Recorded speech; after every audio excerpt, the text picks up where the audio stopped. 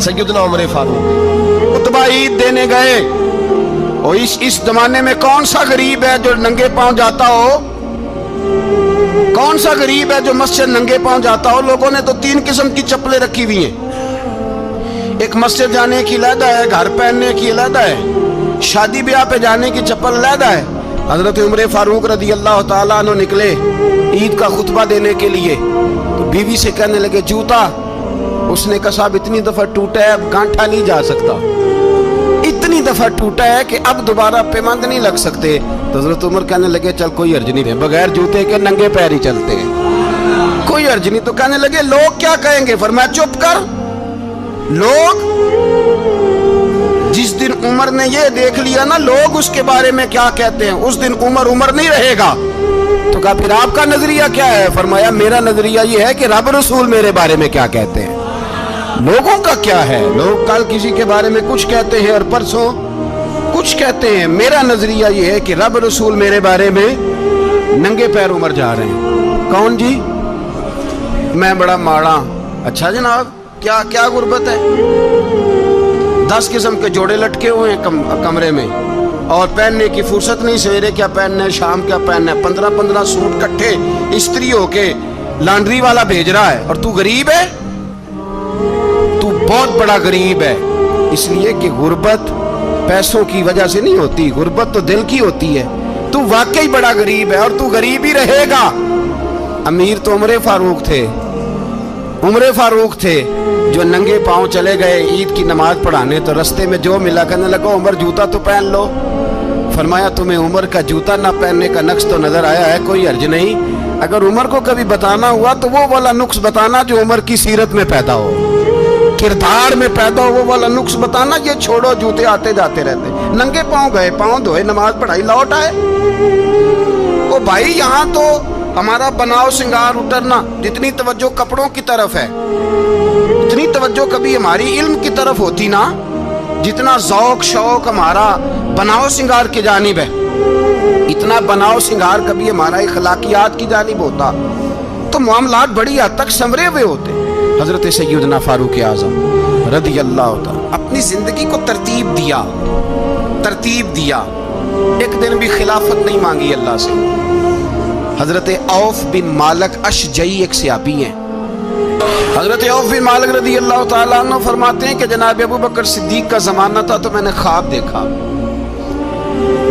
मैंने ख्वाब में जनाब उमर को देखा, और मैंने देखा कि कोई कहने वाला कह रहा है कि उमर वो है कि अल्लाह के रास्ते में कोई इसे जितना मर्जी बुरा भला कहे ये परवाह नहीं करता। किसके रास्ते में? बोले सारे। इसका मतलब है अल्लाह के रास्ते में लोग बुरा भला भी। कुरान मजीद ने कहा वला यखाफून लौमत लाइम, कुछ लोग ऐसे हैं जो बुरा भला कहने वालों की परवाह नहीं करते। आप यकीन करें, अगर परवाह शुरू हो जाए ना तो दीन का काम खत्म हो जाए। ना कोई तकरीर करे, ना कोई तदरीस करे, ना कोई पीरी मुरीदी करे, खत्म हो जाए अगर बातों की परवाह। लेकिन वो परवाह, हजरत औफ बिन मालिक अशजी कहते हैं मैंने ख्वाब में देखा कि उमर वो है जो किसी की परवाह, और दूसरी बात मैंने ये देखी कि उमर खलीफा बनेगा, और तीसरी बात मैंने ख्वाब में ये देखी कि उमर शहीद भी किया जाएगा, उमर शहीद भी होगा। ये मैंने 3 बातें ख्वाब में देखी।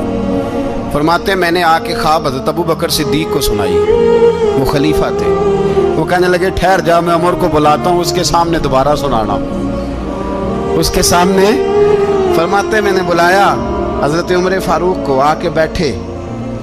ख्वाब शुरू हुआ का एक बात तो मैंने ये देखी कि आप मलामत करने वाले की परवाह नहीं करते, दूसरा आप खलीफा बनेंगे। जनाब उमर कहने लगे चुप कर, अबू बकर के सामने ही कह रहा है, चुप कर, खलीफा के सामने ही कह रहा है। तो अबू बकर सिद्दीक कहने लगे उमर इसे कहने दो, मुझे लगता है रब की रजा यही है कि मेरे बाद अगर मुस्तफ़ा का मिंबर मिले तो उमर को मिले, इसे कहने दो। यार यहाँ तो लोग डींगे मारते हैं, यहाँ तो लोग दावे करते हैं, मेरे सामने फलाने को भी बिठाओ, फलाने को भी बिठाओ, उसको क्या पता, इसको क्या पता, ये तो बड़खे मारने का दौर है। हजरत उमर रदी अल्लाह ताला अन्हु को तीसरी बात कही। हजरत औफ बिन मालिक ने कहा आप शहीद किए जाएंगे, मैंने ख्वाब देखी है।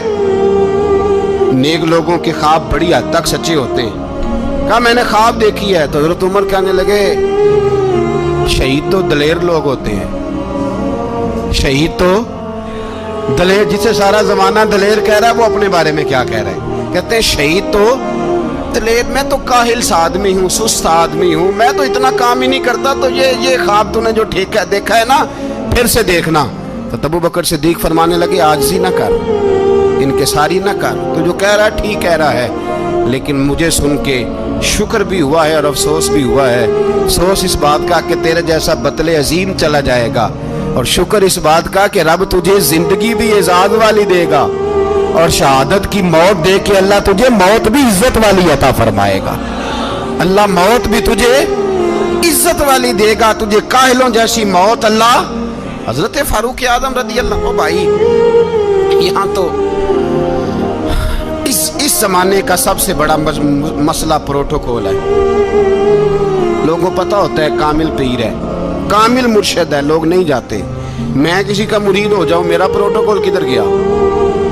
پتہ ہوتا ہے یہ کامل استاد ہے, میں اس کے پاس بیٹھوں گا تو میری تربیت کرے گا, لیکن لوگ شاگرد نہیں بنتے. میں کدھر گئی؟ یہ پروٹوکول کی مصیبت ہے نا, اس نے بڑے بڑے لوگ زیرو کر دیے, بڑے بڑے لوگ.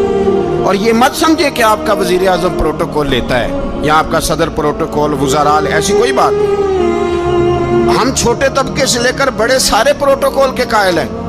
ہمارا تو داماد بھی کہتا ہے کہ مجھے پوچھا نہیں میں تمہارے گھر کیوں آؤں.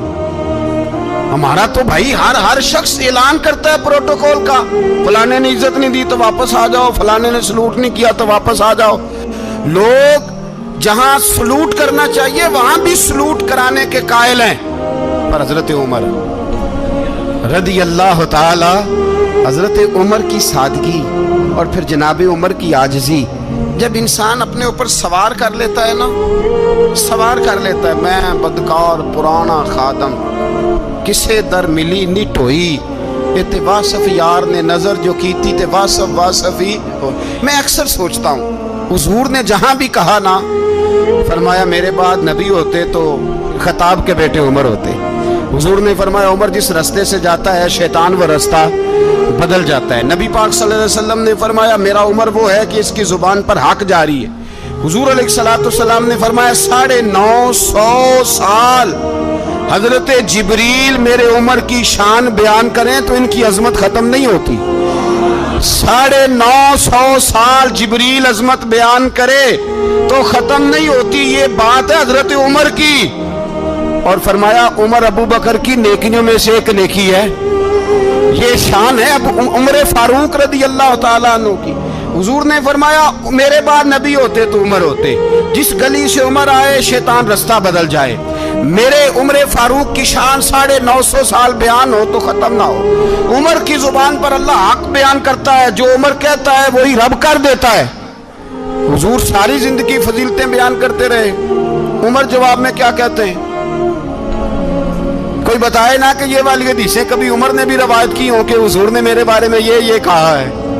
یہ روایتیں وہ روایت نہیں کرتے. ان سے جب لوگ کہتے عمر تیری بڑی بات ہے تو عمر رو پڑتے, کہتے میں تو اونٹ چرانے والے باپ کا بیٹا ہوں, میں تو اونٹ چرانے والے باپ کا بیٹا, اونٹ چرا. اس سے آگے عمر گئے ہی نہیں ساری زندگی, اس سے آگے لفظ ہی نہیں ادا کی. اور میں تو بھائی اونٹ چرانے والا, میرا باپ تو اونٹ چرایا کرتا تھا, 10 اونٹ تھے, میری ڈیوٹی ہوتی تھی, سنبھالے نہیں جاتے تھے, ابا ڈنڈوں سے مارتا تھا. ساری زندگی عمر حج کرنے گئے, ایک خشک تنا کھجور کا عمر فاروق رضی اللہ تعالیٰ عنہ نے اس کو اپنے کلاوے میں لیا, رونے لگے. لوگوں نے کہا عمر کیا ہوا؟ فرمانے لگے یہاں میں اونٹ چرایا کرتا تھا, یہاں میں اونٹ چراتا تھا, 10 اونٹ سنبھالے نہیں جاتے تھے. دیکھو رسول اللہ کی شان, آج ساری امت چلانے کا طریقہ عطا فرما دیا ہے. ساری نظریے سے پیار. یار پیسہ کس کو برا لگتا ہے؟ آپ جس آدمی کی 50 کروڑ کی پراپرٹی ہے اس کو پوچھیں سب سے غریب, آپ کو وہی نظر آئے گا. وہ کہے گا میں ٹائٹ ہوں, حالات بڑے. میں کئی باری پوچھے انہوں نے, میں کہتا ترجمہ بھی 10 چھڑوں کی, ہمیں تو سمجھ نہیں آتی. اور ٹائٹ حالات کون سے ہوتے ہیں جی؟ جس آدمی کا کروڑوں میں کاروبار ہے نا, اس کو آپ چھیڑے وہ رونے لگ جائے گا, رونے.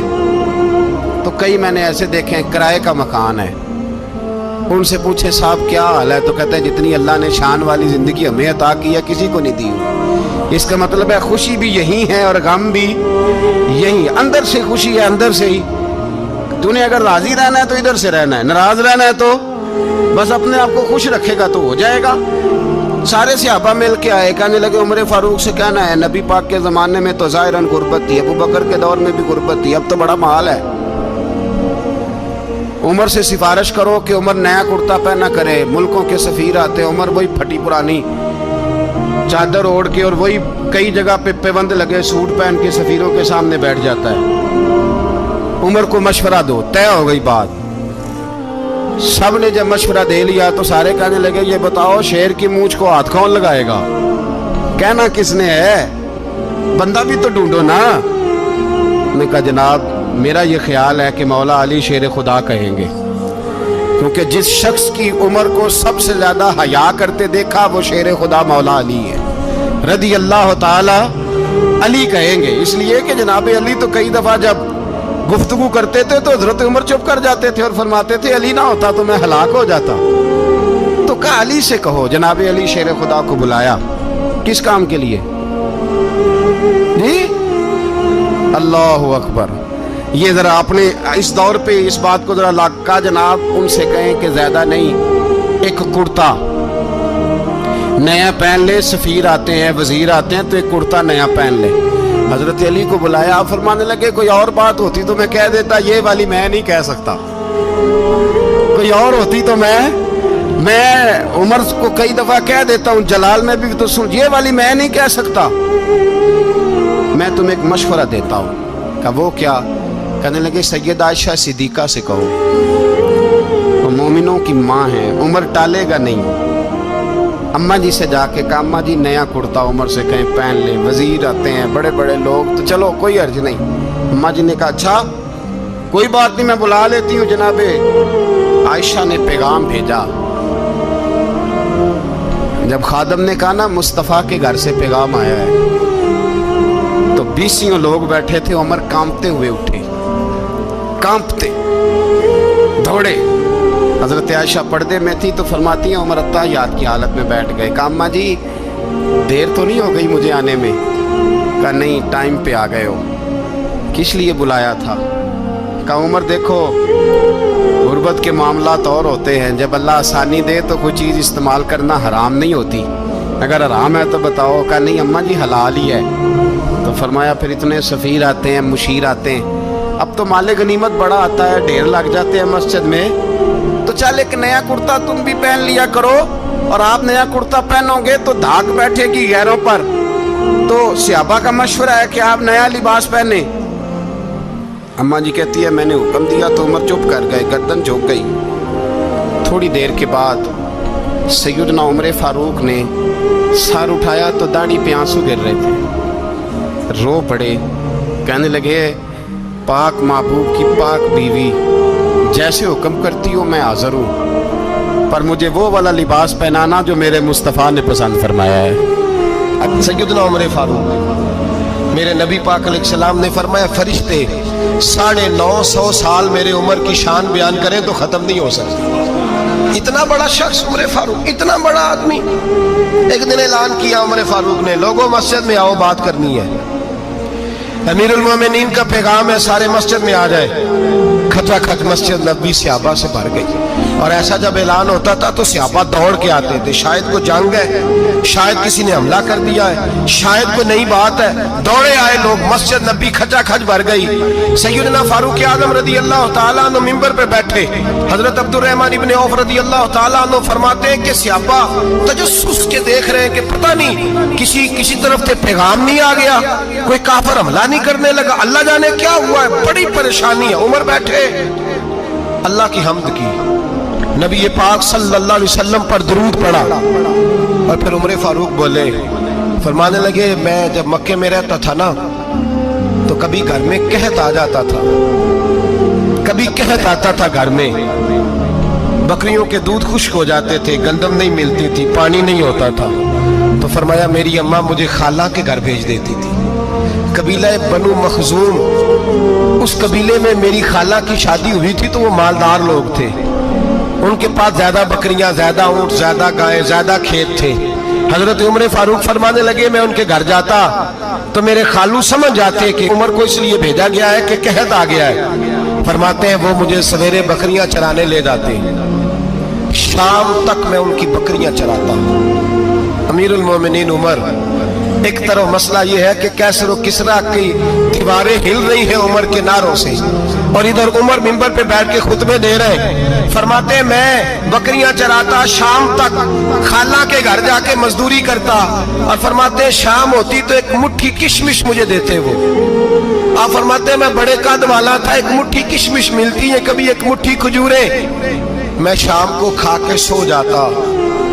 کئی مہینے یوں ہی گزرتے تو میری اماں کا پیغام آتا کہ علاج صحیح ہو گیا، میرے بیٹے کو بھیج دو۔ یہ بات کہی، حضرت عمر رونے لگے اور پھر کہنے لگے اب وہ وقت آیا ہے کہ لوگ مجھے امیر المومنین عمر کہہ کے پکارتے ہیں۔ بس یہ دو باتیں کی۔